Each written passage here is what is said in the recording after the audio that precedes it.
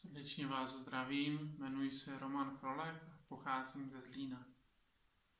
Momentálně jsem v noviciátě něco přes měsíc a půl a mým hlavním úkolem je poznávat sebe, tovarištvo a Boha a zjistit, zda tohle je moje cesta. Vstoupil jsem, protože plnit Boží vůli mi prostě přišlo jako dobrý nápad a věřím, že tohle je Boží vůle pro mě. Na jezuitech mě vždycky přitahovalo to jejich heslo. Vše pro větší slávu Boží. Tedy, že žádná činnost nemusí být zbytečná. Tedy, jak doufám, ani tohle video. Dále to byl svatý Ignác, který mě vždy přitahoval, fascinoval a jeho život mě velmi oslovil.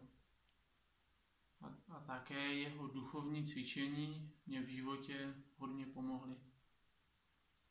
Jinak jsem čtvrtý ze 7 sourozenců a pocházím ze věřící rodiny a od svých 5 let jsem ministroval. Takže ke oltáři jsem měl vždycky blízko a nikdy jsem se tomuhle povolání kněžství nebránil, spíše naopak se mi líbilo.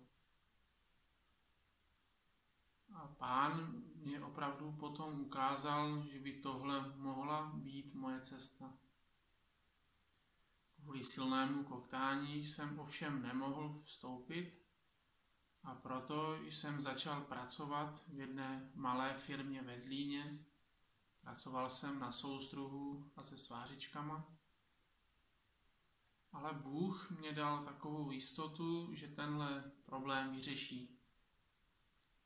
A i když to bylo těžké období hledání, navíc jsem začal uvažovat, jestli jsem se nespletl a nemám jít do manželství, tak nakonec na mě Pán nezapomněl, vzpomněl si na mě a Boží prozřetelnost mi seslala kurz Nové mluvy v Třinci. Po jehož absolvování jsem začal mluvit celkem plynule, jak doufám slyšíte, a podal jsem přihlášku k jezuitům. A jak vidíte, tak mě vzali. Už jsem tady, jak jsem říkal, něco přes měsíc. Jsem šťastný a je to fakt paráda tady. Tak ať Pán žehná a pěkný den.